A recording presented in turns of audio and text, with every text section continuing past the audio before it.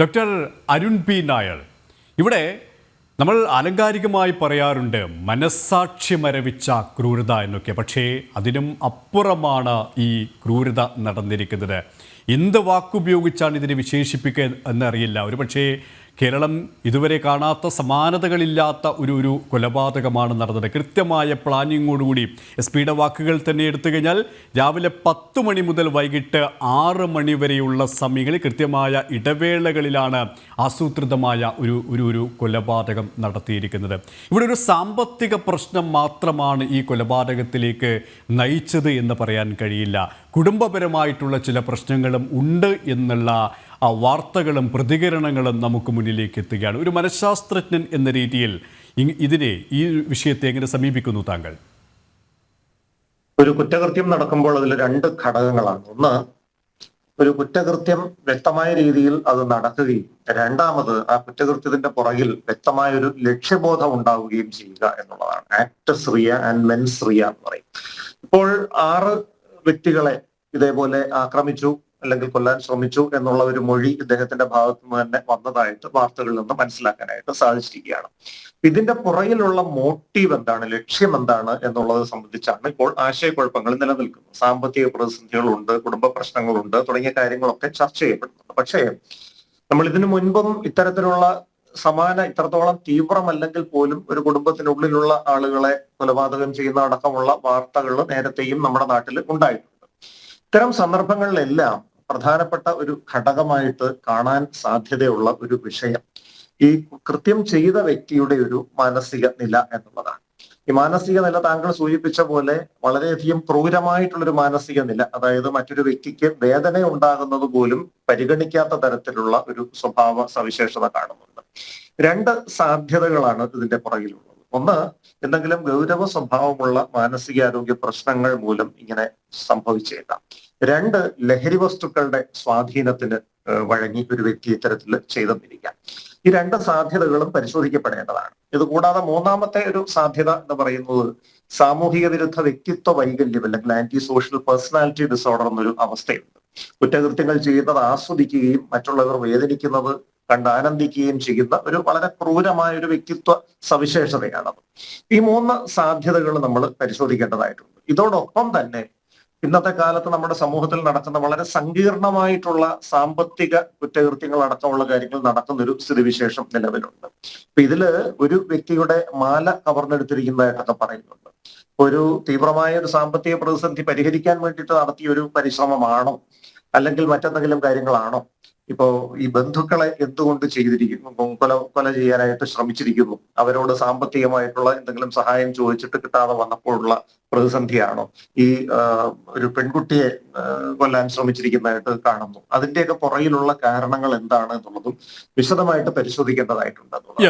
ഇവിടെ അല്പസമയം SP പറഞ്ഞതുപോലെ തന്നെ ഈ ഒരു മോട്ടീവ് എന്താണ് എന്നതുമായി ബന്ധപ്പെട്ട അദ്ദേഹത്തെ ആ പ്രതിയെ ചോദ്യം ചെയ്താൽ മാത്രമേ കൃത്യമായ ഉത്തരം കിട്ടും. അദ്ദേഹം ഒബ്സർവേഷനിലാണ്, ഡോക്ടറുടെ നിരീക്ഷണത്തിലാണ്. അതുകൊണ്ട് വരും മണിക്കൂറുകൾ ആ രീതിയിലേക്ക് കാര്യങ്ങൾ കടക്കുമെന്നാണ് SP പറഞ്ഞിരിക്കുന്നത്. ഇവിടെ ഡോക്ടർ താങ്കൾ പറഞ്ഞതുപോലെ തന്നെ 3 കാരണങ്ങൾ ഈ ഒരു അരുംകൊലയിലേക്ക് നയിച്ചിട്ടുണ്ടാകാം. അതിൽ ഏതെങ്കിലും ഒന്നാകും, അല്ലെങ്കിൽ 3 ഘടകങ്ങളും ചേർന്നതാകാം.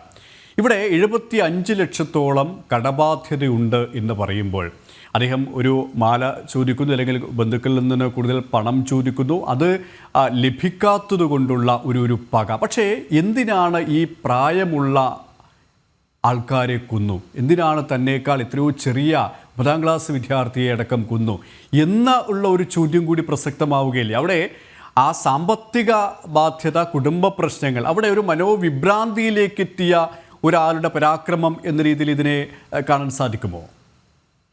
തീർച്ചയായിട്ടും ആ ഒരു സാധ്യത നമുക്ക് തള്ളിക്കളയാൻ പറ്റില്ല എന്നുള്ളതാണ്. കാരണം ഒരു വ്യക്തി സ്വയം ഇല്ലായ്മ ചെയ്യാൻ തീരുമാനിക്കുന്നത് എല്ലാ പ്രതീക്ഷകളും അറ്റു നിൽക്കുന്ന ഒരു സമയത്താണ്.